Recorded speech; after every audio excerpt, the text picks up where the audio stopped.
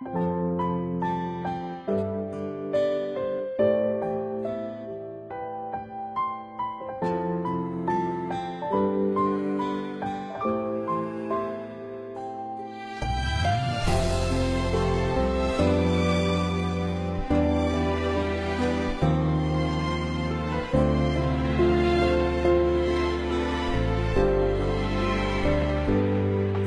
em cạnh bên anh ngủ ngoan, lòng anh quá nỗi nhẹ nhàng.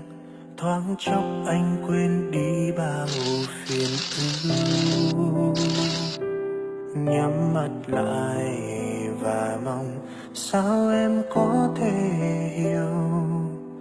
Từ lúc em bên cạnh anh thấy cuộc sống ôn hơn nhiều. Nhiều lần giận hờn nhau đôi chúng ta thường phải nói chia tay mà. Và cớ sao em vẫn luôn là người thứ tha. Anh cảm ơn trời đã trao anh người con gái tuyệt vời.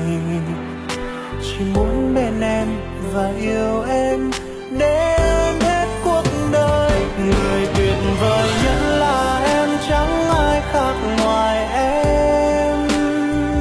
Và lý do anh cho là em luôn luôn tuyệt vời nhất.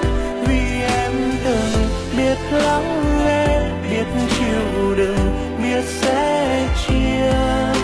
Anh biết cả đời này anh không gặp ai tốt hơn em. Cảm ơn em đã vì anh suốt quãng đường vừa qua, đã thứ tha cho anh nhiều lần anh dối trá. Anh hiểu rằng anh rất may mắn khi được em ở bên cạnh.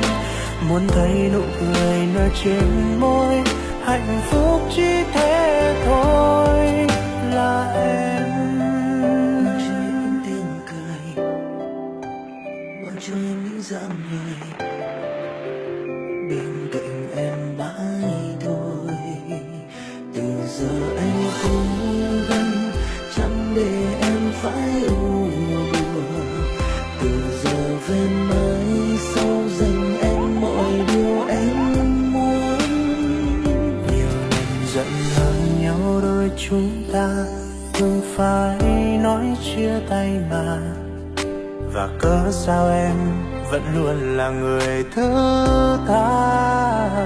Anh cảm ơn trời đã trao anh người con gái tuyệt vời. Chỉ muốn bên em và yêu em đến hết cuộc đời. Người tuyệt vời nhất là em, chẳng ai khác ngoài em. Và lý do anh cho là em luôn luôn tuyệt vời nhất. Vì em từng biết lắng nghe, biết chịu đựng, biết sẻ chia. Anh biết cả đời này anh không gặp ai tốt hơn em. Cảm ơn em đã vì anh suốt quãng đường vừa qua, đã thứ tha cho anh nhiều lần anh dối trá. Anh hiểu rằng anh rất may mắn khi được em ở bên cạnh.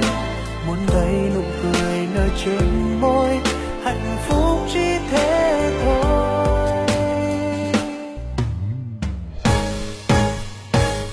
Người tuyệt vời nhất là em, chẳng ai khác ngoài em.